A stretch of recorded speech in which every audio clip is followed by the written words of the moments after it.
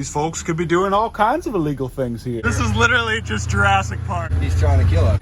Beautiful. Give me a kiss. Give me a kiss. Oh, goodbye. Your man pulls up to the first date driving this. Look at the little hole in its mouth. Look how little she is. Oh, he can't get through it. Oh gosh, he's still following her. And baby, you looking real thick today, boy. What's up, all you Karen simps and Kevin enthusiasts? This is my little horde of ducklings. And I can confirm now, finally, that this little duckling here is, in fact, a call duck. You see it with the little orange beak? Oh, hello, Pogger. But today, I actually do have a very exciting video for you guys. I gave those little guys my secret gulab jamun recipe. Somehow, the little tiny, smallest Karen got out. I think she probably just went through the fence. And she's been playing with all these ducklings. But these other little rhea I put under here. Oh my gosh, he got me in the arm. Good job, Kevin. Oh, he got me right in the weenus. That was a bleeder. Very good. He jumped for that. And we're going to be going back out to Buda. We're going to get a couple ostrich chicks from Ning. I think a couple, but she might have more. We're going to be doing a big favor for her by delivering them to a friend in Houston. But the reason why I want to bring you guys along today for the ride is because I want to show you guys how normal it is in Texas for people to just go ahead and hobby farm ostriches. And I want to show you guys a couple ideas of how an ethical ostrich farm can look like. First, I need to just go outside, feed all the animals. Whoa, is that Hit Rapper, an artist? And baby, you looking real thick today, boy. Old baby's out here doing the Lord's work, cutting our grass. Thank you so much, Mr. DeBaby. I appreciate you. I love you. Mr. DeBaby. Probably my new favorite thing about doing the chores is not DeBaby anymore. It is now seeing this entire army of ducklings come up to me every day. Well, they don't necessarily see me as their mother. They definitely see me as the food guy. So I like that they run up to me whenever I come outside. As you can see, this is definitely one of the ducklings from Krissy and Munchkins, little Dunkin' Ducks. Hey, Kevin. Thank you, Garrett, for this lovely Spartan shield. It's actually very, very heavy and definitely made of metal. And there's no way that Kevin can break through it. See, he can't get through it. This thing is actually made of metal too. Look at this. But look at this, guys. This is totally a call duck. I was right all along.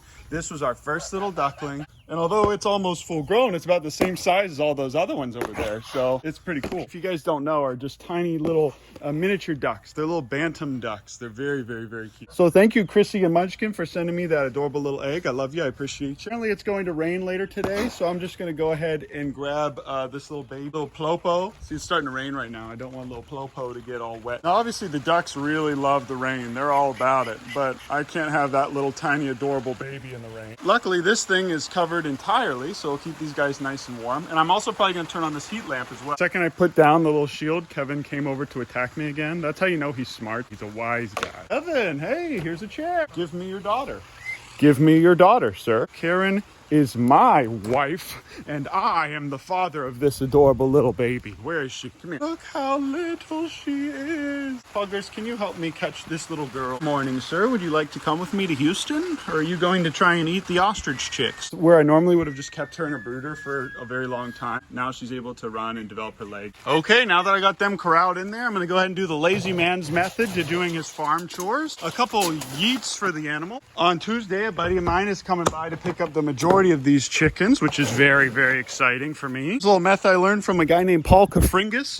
You just yeet. But I am going to go ahead and make a little bowl for these guys. This is Vinny's new little watering system. That way, if she falls in, she can get out really easily. Also, the chickens and the rhea get in here all the time. So if they fall in, I don't want them to get hurt. See, these rhea are very comfortable and nice and dry in here. Yesterday, I only gave them kale and little mealworms to eat. So today, I'm going to give them a little bit of more protein. But they've got this little water thing here. They got this little bit of food here. Okay, now that I know that these guys are dry and eating well, I feel comfortable leaving. And while it is, ooh, look at this little water coming out of here. Mr. Pigeon has come back to see what the fuss is about. Okay, everyone is happy and well fed. Now it's time for me to go. I've said this before, but one of my favorite things about having the baby back here is that he literally just eats grass. I can feed him the food that he has, but I totally don't need to. I just need to not cut my grass. And he really loves this Bermuda grass. Okay, done eating my pancakes. I'll just let the flies eat the rest of that. It's time to get the bus ready, but first I'm going to spray down all these wasps here. Goodbye. Okay, I really don't want the ostrich chicks to slip, so I put these rubber mats on the back. Okay, that should be good. Goodbye, children. Hello, sir. Okay, we're not going to be taking this big girl, but we are going to be taking a bunch of these. Look at how they drink. I see the little army of call ducks is doing really well. What are these ducks? These are really cool. Interesting. These are my favorite though. It turns out, so my friend sent me a bunch of eggs to hatch of these, and one of them did hatch, so I'm really excited. that's a boy.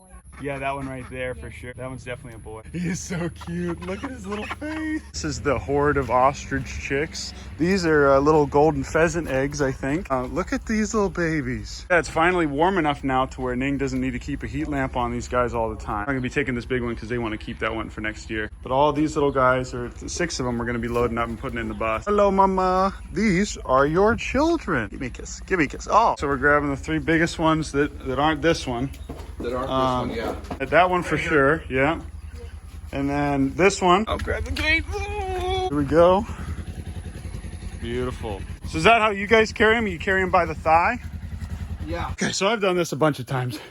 The reason why I don't like to hold them by the thighs because then they'll just kick like crazy. But if you hold the legs and the thighs together, it keeps them immobile so they don't thrash around and kick themselves and kick you. Remember guys, these are really dumb animals. I'd venture to say that they're a bit dumber than chicken and they will kick themselves to the point where they're bleeding if they want to. These mats are a lot better to use than that one right there that she gave. It's a lot easier with these smaller guys. Give them the alfalfa so they calm down. That one's only 3-4 months old? Yeah. She's She's 4, and she's the size of a 5 or 6 month old. Yeah, and look how big those bones are and how strong she is. She's gonna be big. She's gonna be bigger than that female probably, I bet. Yep. Yeah. Sure, 100%. She'll probably lay a ton too. You never know though, sometimes the small ones lay more. What are these little melons? These are watermelons? No, they're cantaloupe. Oh, cool. I used to have one that had those curled toes. What I would always do is I'd just pick them up like this. There we go. I'm gonna put her in the cage. I realized halfway through the walk back, I was like, this is a heavy bird. How heavy do you think these things are now? Like, That's about 60, 50? pounds. Yeah. What's funny is an adult rhea is about the same way. See how they just kind of peck at random things? They don't really think at all. They just kind of peck. These guys are a little small, so they don't really need to be pushed down. And they're going to stay on this mat here. Yeah, so we're just holding this little guy down so that he doesn't get up and kick like crazy. Because at this age, they don't know their own strength. Look at the dad running after to get up. Yeah, they seem pretty comfortable in there. And they got food. They're not going to need water. They can go how many days without drinking water?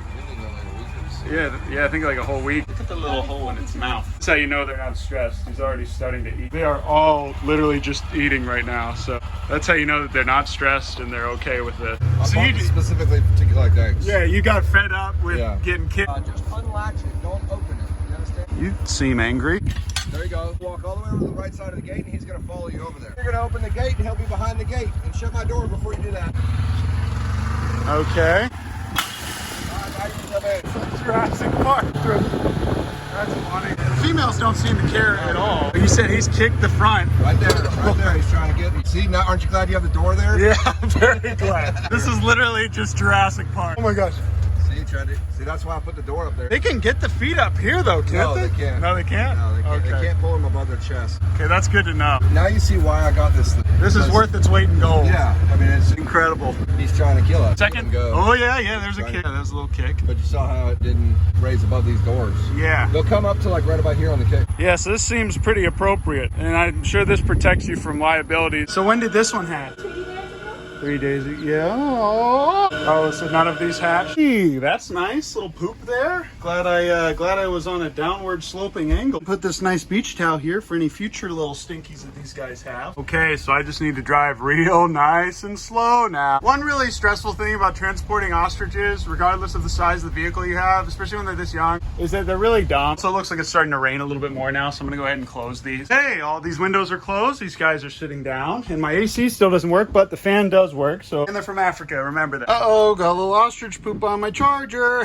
Just gonna wipe it off. And these little guys poop a lot. Ladies, your man pulls up to the first date driving this. What do you do? Man, that poop smell's really starting to sting the nostril. Take a look at that cloud, gamer. How tall do you think that is? It's gotta be at least 300 feet. Well, it sure is raining quite a bit over here in Houston. Ming is not paying me enough to do this.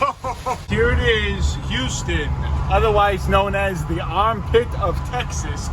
All right, we're about 20 minutes out. We're in some random town northeast of Houston. And if any of you guys can help me get on a giant alligator gar in the Trinity River, I would love that. I know where I can go to catch some like 4 or 5 footers, but I really want to catch a 10-footer. Well, if any of you guys in the comments know where I can get a giant alligator gar, please send me a DM on Instagram. Please DM me on Instagrams if you know where to get a 10-foot alligator gar. Please. Now, what in the tarnation do y'all reckon that this is? Look at all the little swallows up there that made their little nests out of mud in the corner of that thing. It's for sale if you want it. What do you think, guys? Should we buy this old warehouse just to put poop in it?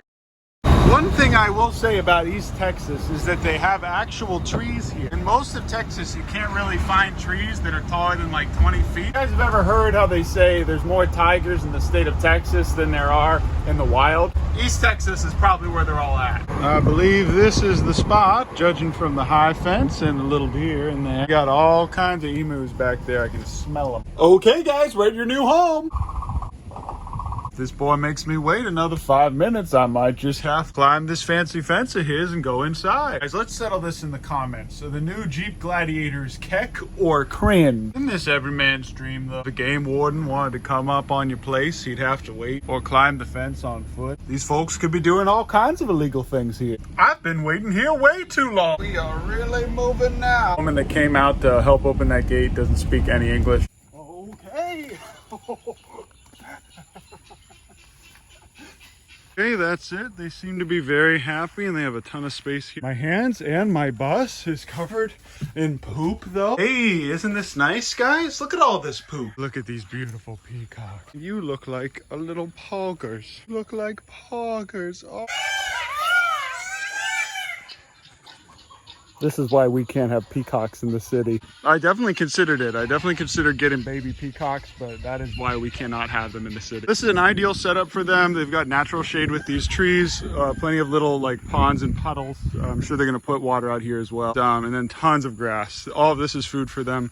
You might not even need to actually feed them anything. You could supplement their diet with things, but you really don't need to with this much grass. One of these days, this is what we're gonna have, guys. Super cheap to make. Hey, shut up.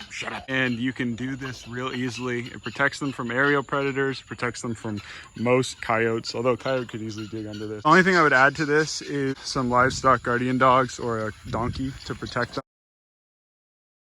Man, he's got just about everything here now, especially with now these little guys are here. Except for Rhea. Should see if he'll take Kevin off our hand. Look at the baby Dorper lamb. Oh, hey, shut up. Pretty soon we'll get one or two of these little guys out at the place in Waco as well, but it's going to be a while before we get them. Look at the little Mama Muscovy with all of her babies.